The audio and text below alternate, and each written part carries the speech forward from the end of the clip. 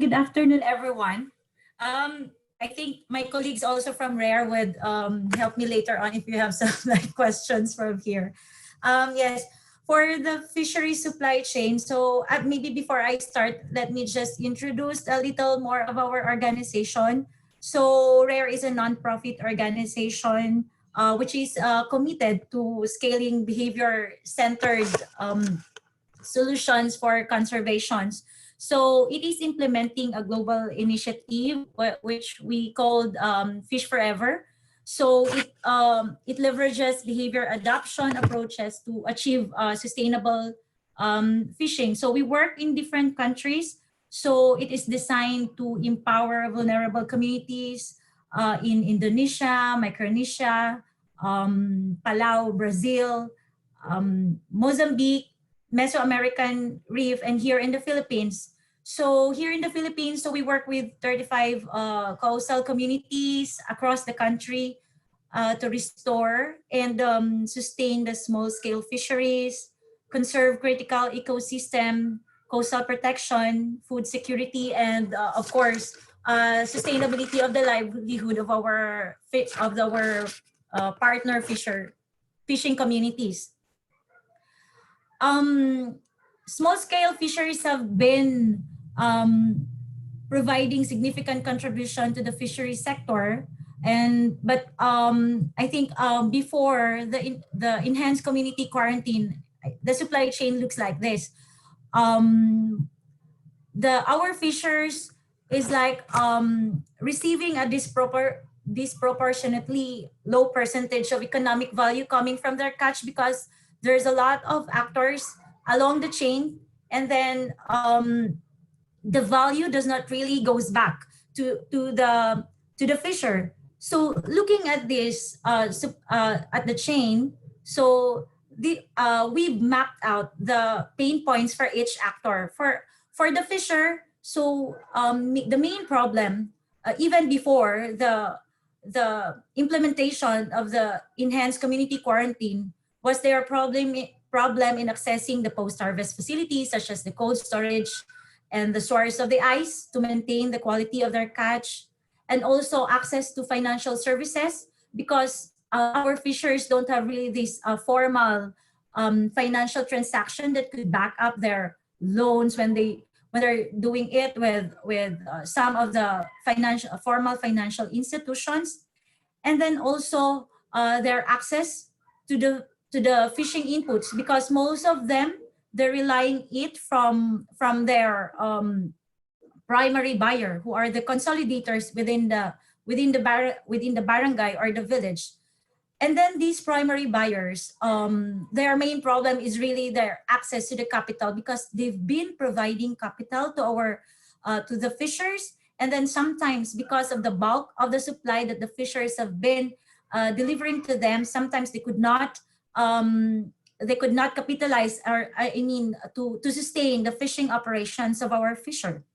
And also when it comes to buying a bulk of supply, and also when the fishing season comes in, they have problem in accessing those post-harvest facilities or even provision of ice to maintain the quality of the fish catch.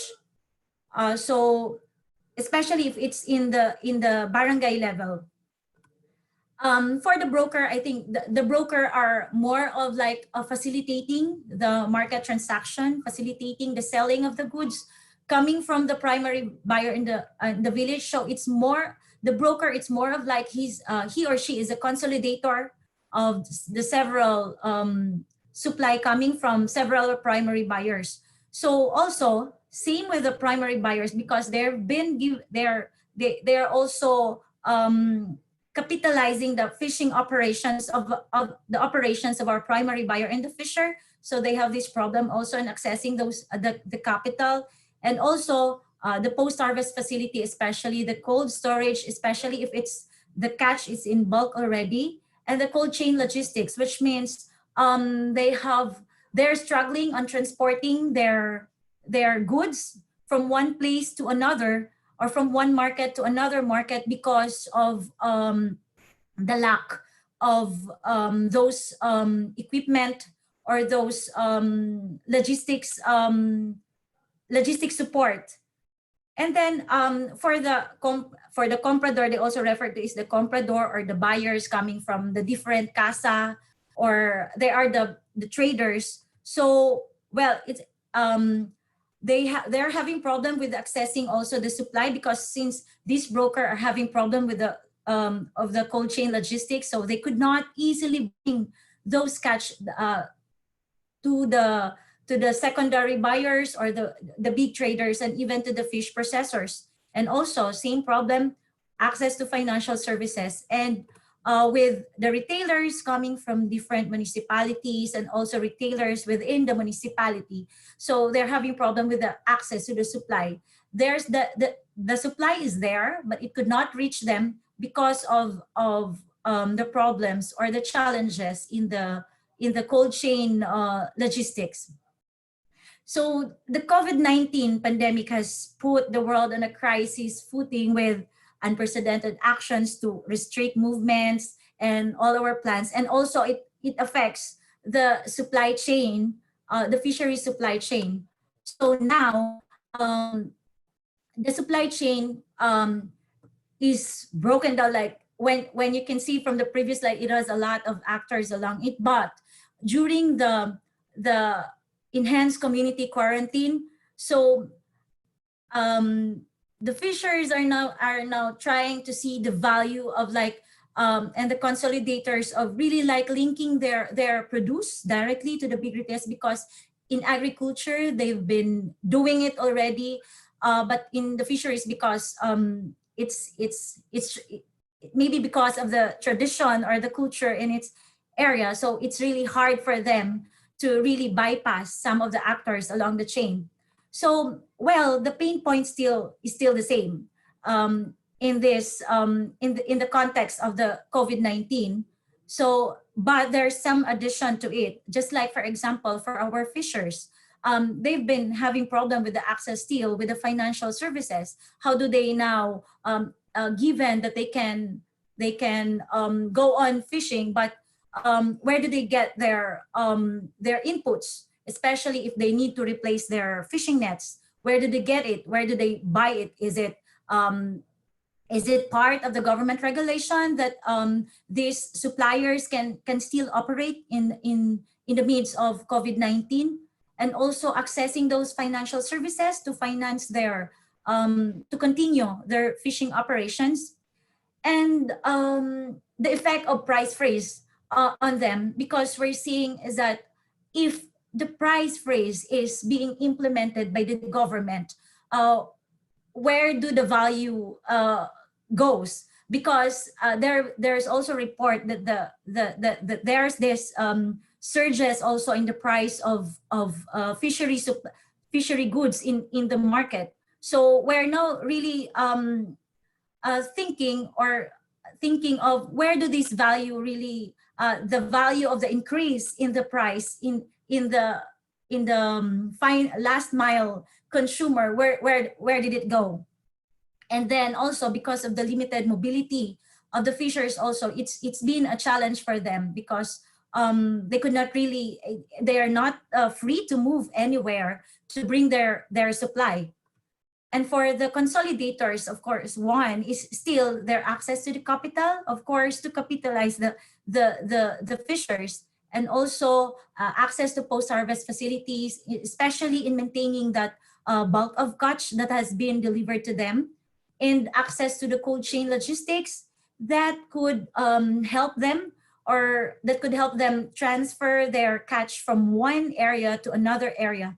And also they've been wondering also on the effect of price freeze, because fishers and consolidators have been the government has been very strict with them when it comes to price freeze. But of course, as what I've mentioned earlier, that there's this surge of prices in the final or the last mile consumers. So that's I mean, where's the value has been captured by who? By who's the actor along the chain who's been capturing that value and the increase of the price coming from the last mile consumers.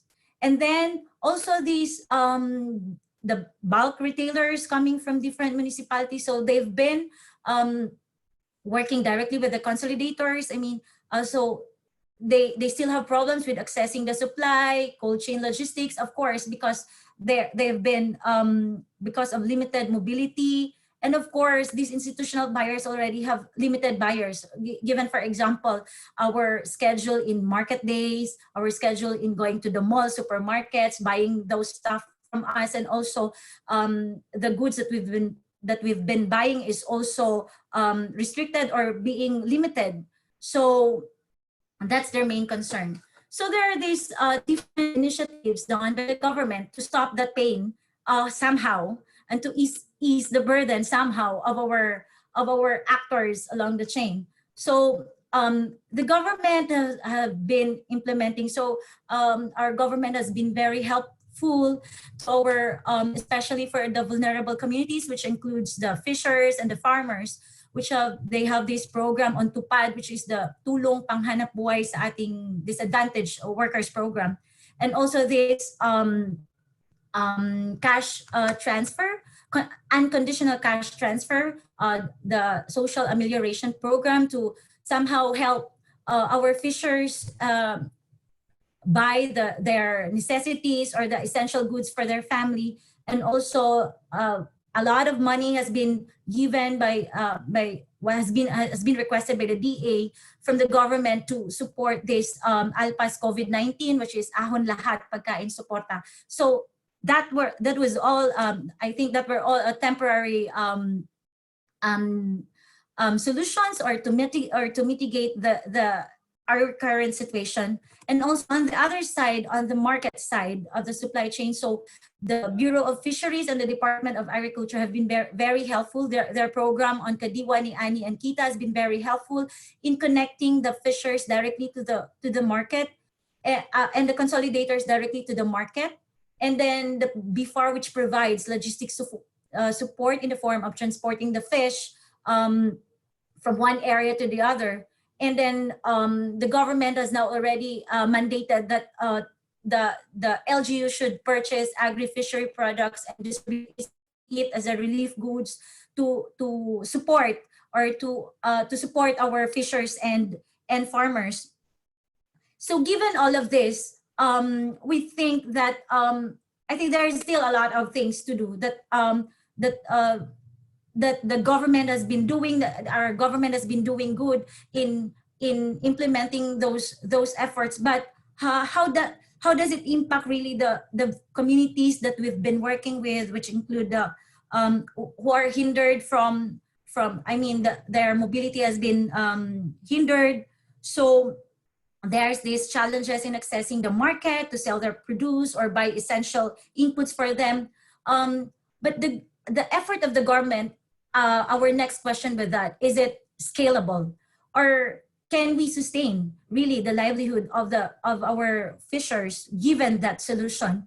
So I think there's a lot of things still that needs to do, especially on the cold chain logistics, which is really how do we maintain the quality of the catch that our fishers has been producing or catching, that it could still be as good as quality when it reached the last mile customer. The access to post-harvest facilities, some areas have, some have not.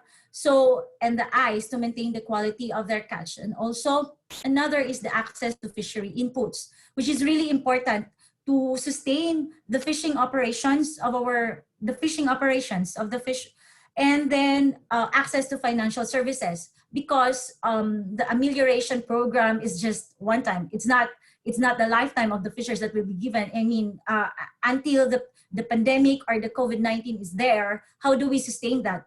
So we really have to think of something which could sustain the livelihood of our fishers. And also maybe strengthening networks or linkages within the supply chain, because there have been a lot of actors before, but during the ECQ, it's workable with the aid of these cold chain solutions, cold chain logistics. We could directly connect our fishers to the last mile consumer, and also maybe digitizing the supply chain is one way also of cutting the fish trade chain, which is too long and detrimental oftentimes to our fishers. And also, well, also to strengthen the collaboration among the actors along the chain.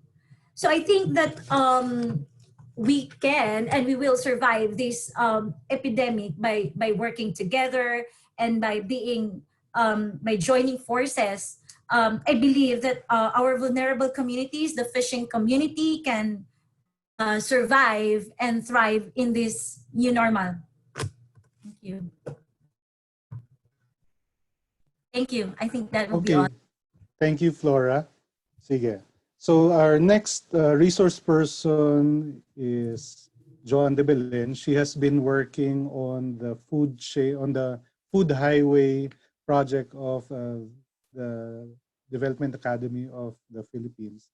And she will share with us the progress that they've made and the opportunities and interventions that they see are needed in the value chain for rice. So Joanne.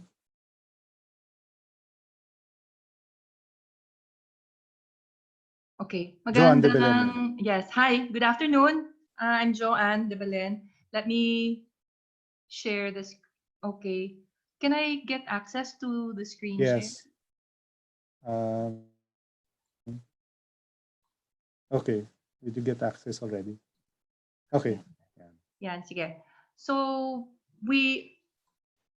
earlier on in March, we started an initiative called the Mindanao Food Highway. And this is on the invitation or the request of some of our Mindanao partners, specifically Minda and BARM, because they're seeing disruptions in the logistics, in the delivery of food to areas where they are needed. And they also got feedback from the private sector regarding the disruptions. So the problem that's coming up is transitory food insecurity, which is a sudden decline in the ability to meet subsistence needs. So there's a temporary food deficit, but there's also a danger of this becoming a long-term food shortage problem. This is the framework that we're using. So at the top is yung food system activities, the chain, the food supply chain. And then if you do those activities, you'll get food system outcomes, which are grouped into three: food utilization or food quality, food access, and food availability. So we're gathering data to learn how this system is disrupted and how LGUs and the private sector and other government agencies can mitigate or correct. Okay, and these are what we're seeing as causes of the supply chain disruption in Mindanao. Firstly, there's the ECQ and the community quarantine cut staffing by more than half sa lahat ng food establishments, and therefore the activities at the top have decreased significantly. And then because of the physical distancing policies, which affects the transport of people, not just the transport of goods, but the transport of workers, it has disrupted the farming, the handling, hauling. The whole chain is disrupted because additional hands are no longer available because they cannot ride the tricycle coming from their barangay to another barangay to farm. An example of this, concrete example, are the banana and the pineapple companies in Mindanao. So the supervisors and the managers are not allowed through by the community quarantine. And so therefore, the farm hands will also not be there because there will not be any supervisors working. So that's a problem for the bigger companies. But that's also a problem for the small farm holders because they need additional farm hands, and sometimes they come from other barangays and they cannot ride a tricycle or a jeepney to the farm. Yun. The third is this, the restaurant industry globally has decreased by more than 100% in April. This is a finding that was uh, garnered by the Asian Productivity Organization. Food transport is disrupted because of the uneven quarantine policies. So transport of goods from barangay A, B, C, D, city A to city C is disrupted.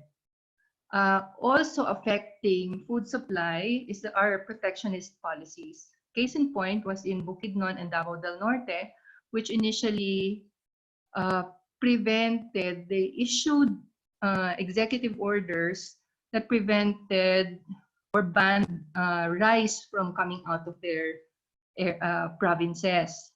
Only on the same day or the next day to rescind those policies because of public backlash. Internationally, Vietnam has limited its rice export to 400 metric tons for April. Okay, and then also we have lack of food reserves or buffer stocks because of just-in-time logistics of companies. They cannot or they have not been buffering. And then food establishments are cautious on ramping up their operations because the needs are not clear. They're not sure whether the produce is going to be delivered. And then there's a reduction of food exports and imports overall. We gathered data. So there's two ways that we're gathering data. One is the scientific traditional way where we distribute survey forms and collect them back. There's also what we call listening stations or social listening, where we get early signs of trends from social media, newspaper articles, and others. And this is the early data that's coming out of our rice survey. First, farmers and wholesalers claim there's enough rice supply, but the retailers disagree. They're saying they don't have enough supply. They cannot get enough supply. Retailers claim that there's increased demand. There's an increased retail price. But farm gate palay still sells this for the same price. Farmers with regular suki did not report problems, but wish that their farm gate prices increased. And then there's a huge transport issue, such that, katulad ng sinasabi kanina, the supply may be there, but it's not reaching the warehouses, or it's not going out of the warehouses. Some retailers observe hoarding, which is why they conclude that there is no delivery from the warehouses. And then anecdotally, farmers, and I hear this especially in the farm areas, they fear that they may not have access to resources for the next planting season, which has a huge impact on the food supply overall and on the vulnerability, especially of the farmer families, farmer households. They're afraid that they won't have access to capital because the consolidators are maybe not going to lend them money, not going to take that risk. And then they cannot buy farm implements and farm inputs because the stores are closed. Some early observations are, globally, there's an increase in Vietnam price of rice by 70% and a decrease in exports to only 400 metric tons. Some millers in Mindanao say they have limited supply of rice. And there's a phenomenon that's coming up where the LGU competes with retailers as a major buyer of food. And they're using it for their food packs for emergency response. And this disrupts the market structure and pricing and creates a new temporary supply chain, so that you see grocery shelves being empty, and therefore the confidence on the normal, the regular providers of food is being eroded. So this is something that we need to look at if this is creating even more problems while it solves immediate problems. Anyway, there's also emerging very clear farm to market table links. For example, Lazada, which didn't used to sell fresh produce, now sells vegetables and meat online. There's an increased number of smallholder farmers also that are directly supplying consumers using social media. And these smallholder farmers are also acting as consolidators for other smallholder farmers. And then there's a change of system already from brick to mortar to direct deliveries, which post-COVID may be a new normal. So yun. Those are early observations.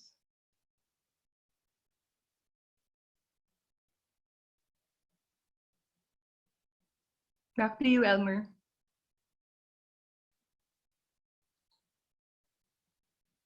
Thanks, Joanne. So, quick question.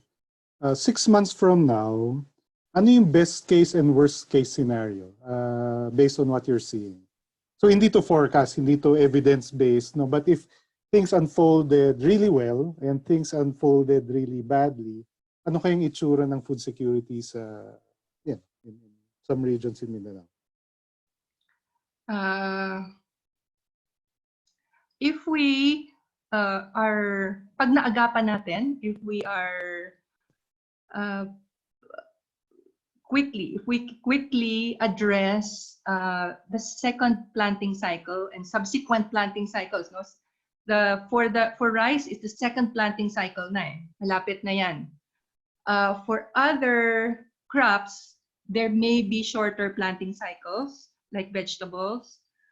And if we take care of the farmers, we might still be assured of food supply in the next 6 or so months.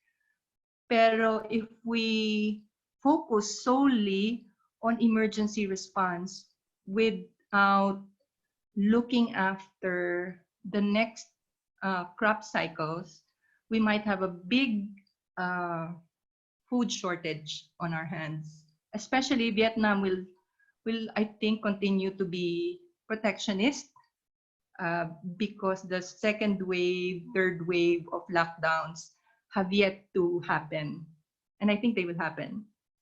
Yeah, and that impacts a lot on farmer families. Some of our farmer and fisher folk, some of whom are our poorest families.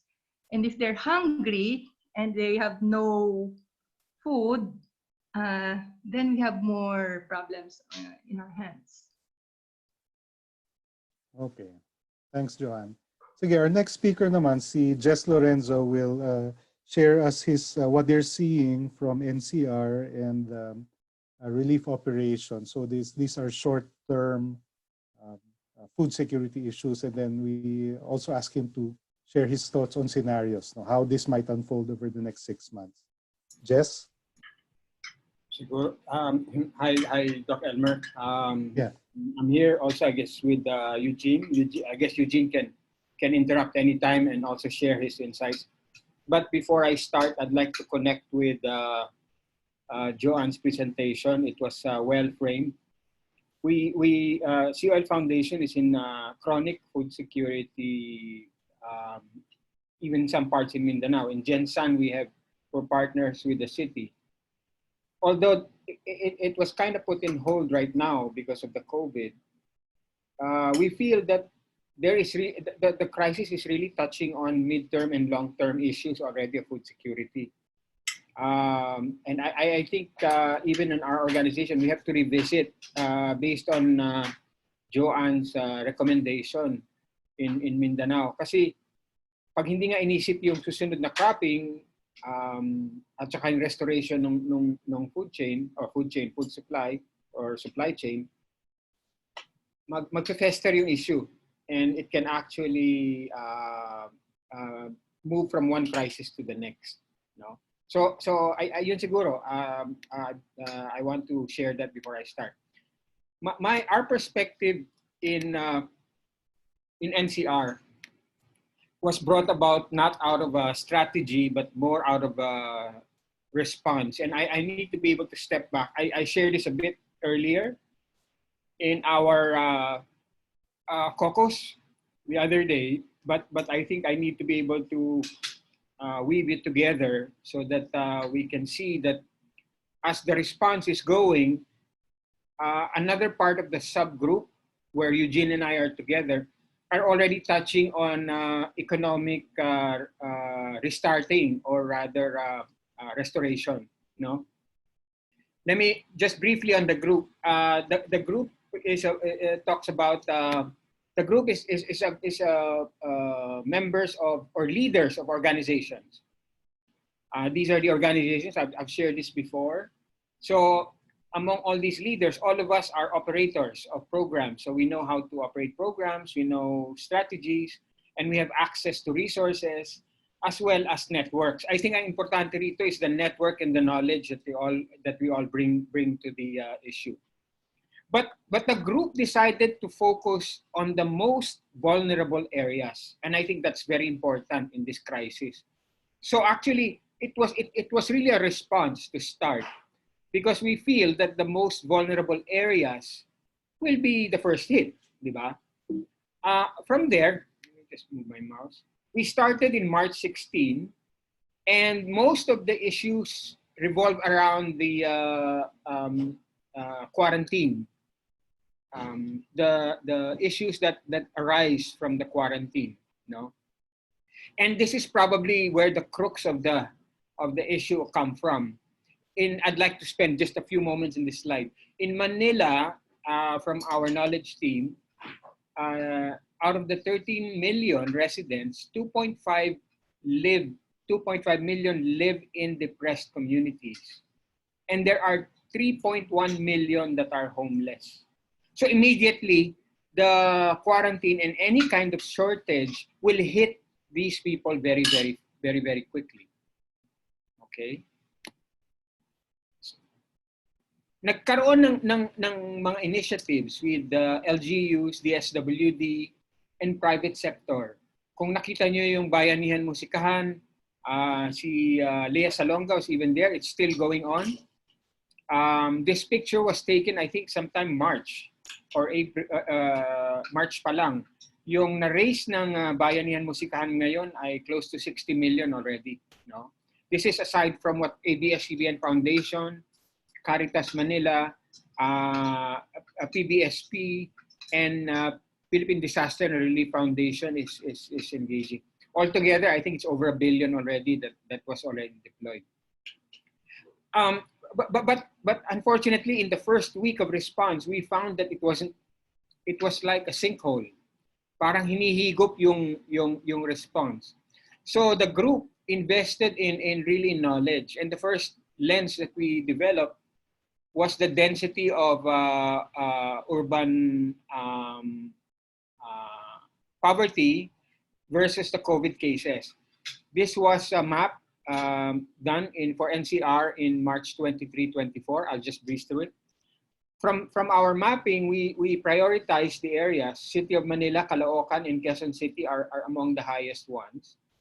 Not just because of the COVID cells or epidemic clusters, but rather on the density areas. And this is one of the glaring issues that we saw by April 13. By April 13, from the DSWD DROMIC, DSWD was only able to spend 143 million, as opposed to the LGUs and the private sector already spending 4.4 billion. So this is a very glaring gap in spending. And DSWD wasn't really, the problem with DSWD is really the bureaucratic bottlenecks, I think, in being able to deploy that, no? And I think even now they're having issues, but they have gone beyond some of them. So with this kind of picture, you can already imagine the seriousness of the situation.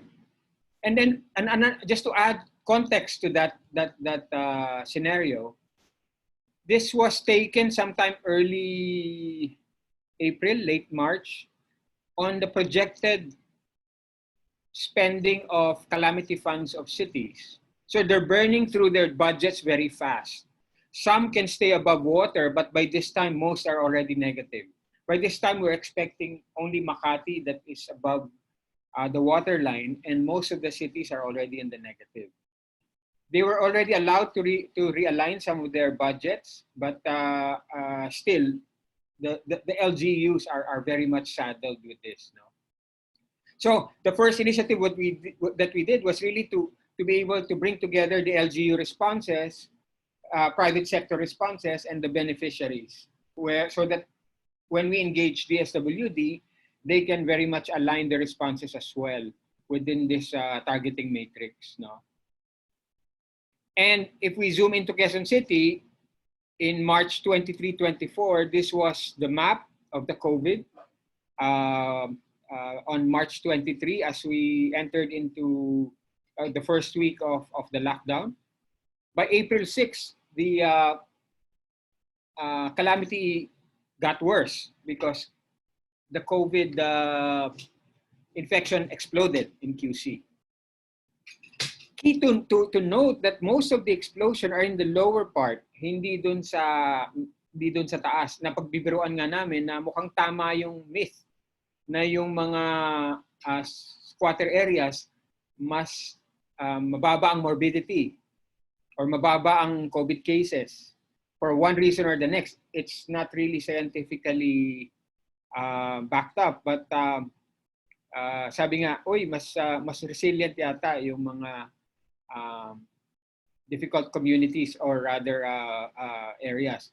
Nevertheless, but the challenge for hunger will still be there, no? So what we did was, let me just move on faster.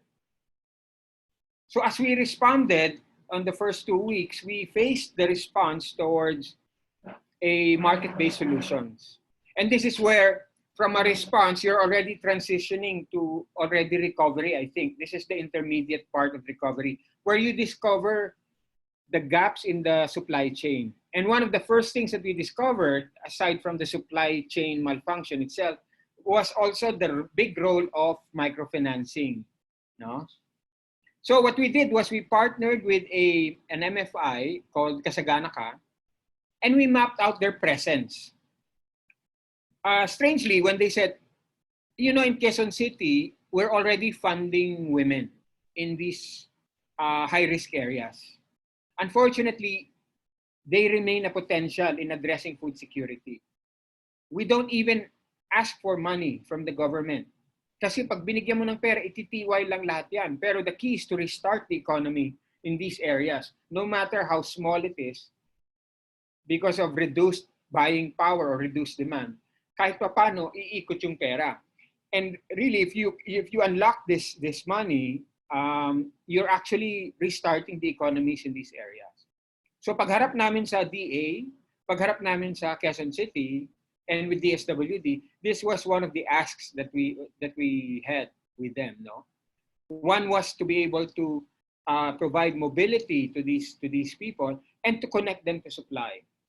So the green areas are actually the women groups that have food enterprise in these areas, in Payatas, in zoom natin ha, teka ha, zoom natin ng konti. No? Batasan Hills, Holy Spirit, Bagong Silangan, Gulod, no?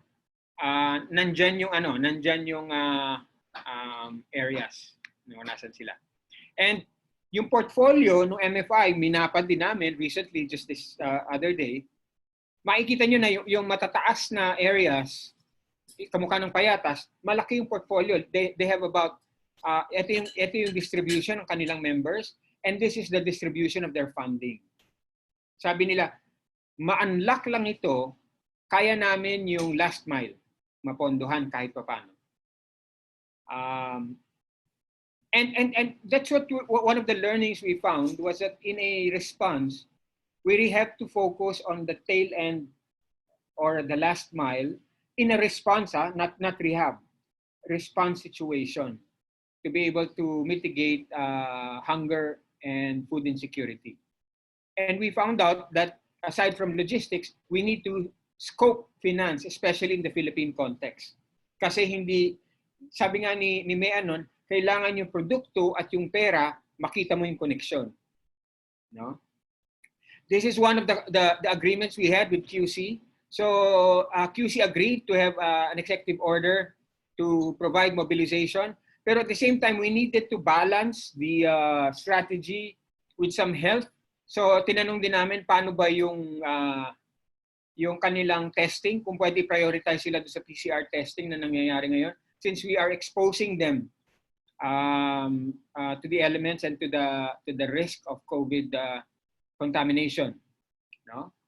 I won't go through the details anymore. So we've had an agreement with LGU. We've had agreements with DA and the SWD that we're chasing down this week. From the learnings that I have, I want to invite Eugene also to add to this kasi this is only mine. Hindi pa namin na-process yung learnings ng aming grupo dahil puro response yung ginagawa namin. From my own, this is what I saw. No? The response needs to be focused on the last mile, market solution, but needs to transition to an economic rehab perspective as we face it through the COVID crisis. So yung sinabi ni Joanne kanina, I think our group need to see that later on. Kasi hindi pwedeng last mile lang. Pero how to do that, wala pa kami dun. The MFIs have a big role in reactivation of local and informal economies. This includes strengthening of food access. So magsasabay yun. That's why the intermediate response actually already is scoping economic restarting. No? DA, we found, and not to fault them, was not geared towards addressing massive supply chain disruption. LGU need to take on a bigger role in this part because of the tactical responses that need to happen and ad hoc arrangements that need to also be put in place. So, doon sa gagawin namin, we need, sabi nag-uusap ka kami, pwede ba natin i-map out yung mga ad hoc supply chains that are being established and how they are good or bad? No? So, we need to be able to look at that. Kagabi, when I was talking with the QC food security head, sabi ni Nonong, Jess, DA, we've been talking to DA, one of the issues that may come up is how to facilitate the financial transactions. We haven't realized that in our group yet, dahil wala pa kami doon, pero we're on a watch out and to try to see how that will emerge as an issue. And we will see what kind of arrangements we will make to address that. There needs to be, na-notice ko, when I step back, na-notice ko, for example, DOF yung nagre-recommend ng post-ECQ scenario, but I think there has to be a balance of health, social welfare, and economic perspective. Sample, when you release the social amelioration packages, you're effectively deepening the demand for food. When you do that, there has to be already a supply in place. Otherwise, malalak mo din yung pera dun sa mga accounts ng mga pamilya, baka magastos yun sa pag-inom, baka magastos yun sa ibang bagay, pero hindi mo natutulungan yung pamilya pag hindi mo rin na-establish yung supply. There has to be an adequate communication. There are a lot of communication gaps from what I'm seeing from our meetings. And I think there has to be something, there has to be an analysis there also. So this is the learnings that I saw. That's about it. Thanks, Doc Elmer. Okay, thanks, Jess. Sige, so now we have asked Sorry, Eugene, do you have anything to add? Just quickly, no, yung Okay. yung supply chain presentation kanina ni Ms. Belinario. May share? Hello. Okay, Flora. Gusto mo i-share? Kasi Eugene just met with DTI eh. Wala ako eh. Hindi natuloy yung sa DTI. Nag-repeat meeting lang with DA and DSWD. Anyway, what I was saying is the supply chain presentation earlier showed what we've been emphasizing from the beginning, no? Yung finance is the pain point even before the ECQ. Now it's worse. Now, a worse pain point for the poor kasi yung pera ang magpapaikot ng pagkain. From the beginning, yung CSO and private sector network had no illusion na pwedeng pagpatuloy itong pwedeng tuloy-tuloy itong food pack. Imposible eh. Yun, it disrupts the supply chain, no, yung LGU ang bumibili, no, and pagod na mga LGU. So that's the rationale behind our advocacies IATF, and fortunately DTI, DA and DSWD are supporting it to let the MFIs, the cooperatives, employees to allow them, no, to be part of the financial services that are allowed to work. Kasi sila yung magpapaikot ng pera doon sa mga mahihirap. So kung wala yung designation nila as economic frontliners by the IATF, wala. Talagang kailangan tuloy-tuloy yung food pack. And pagod na ang mga tao sa food pack, pagod na ang LGU, disrupted na yung supply chain, no? So sana ma-approve ng IATF. Fortunately, sabi nga ni Jess, may mga ilang LGUs na pumayag, no? QC, Bohol, Albay, pero ang dami pang hindi pumapayag and sakit ng ulo. Hirap kumuha ng pass kung sa bawat LGU hihingin. So hopefully makalusot na sa IATF yung advocacy na yon. And that will unleash yung yung unlock billions, no? Without additional budget from the government, it would unlock about 60 billion in the portfolios of MFIs and co-ops, which people will surely use to buy food. So yun lang. Okay, thanks Eugene. Sige, so we have invited Joffrey Balse naman. He has a few slides. So inisip ko, it's 1 o'clock. Maybe Joffrey can share his overview from the finance naman. So si Joffrey Balse is a finance guy. He used to work with DBP and cooperatives in Davao and the PDIC. And we have been kicking around the idea of food vouchers. No? May precedents na yung food voucher, yung LGU vouchers for health, no? So Quezon Province has released health vouchers in the past, nanalo sa Galing Pook, and then Marikina had Eco Savers vouchers naman, no? It would compensate school children for submitting recyclables, no? So we said, paano kaya itong voucher systems or coupons to be a solution in this COVID response food security thing? Joffrey prepared a PowerPoint deck, around 4 slides that just lays down the different elements. Nisiko, maybe Joffrey can share this for 5 minutes and then we go into breakout rooms so that we can sink our teeth deeper in small groups as to how we might stitch things together, given disrupted na yung supply chains and financing.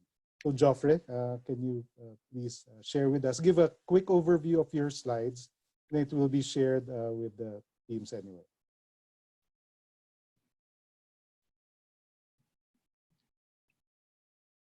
Okay, Joffrey, I'm unmuting you. Yeah. Okay. Hi.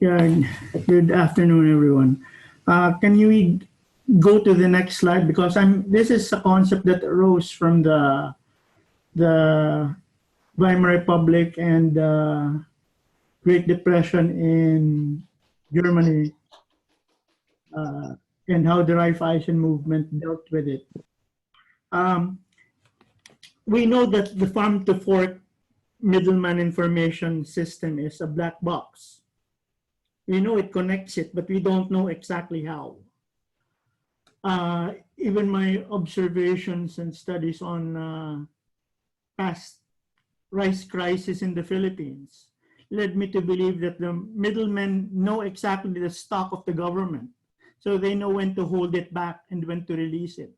They also know when the government releases cash.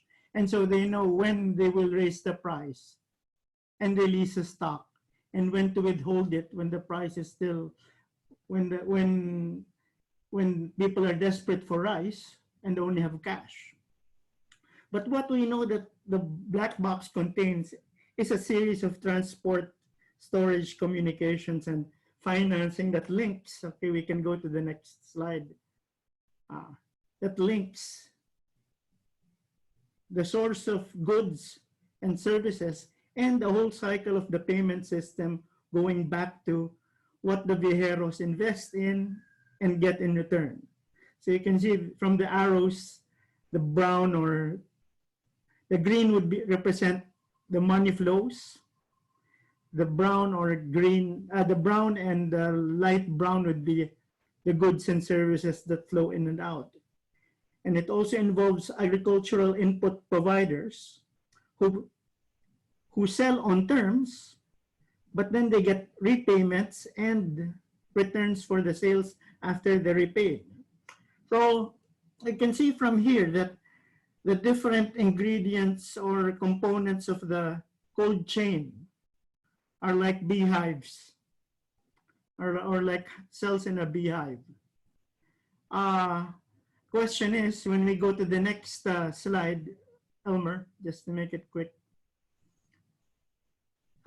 When we examine the black box, let's try to recreate it.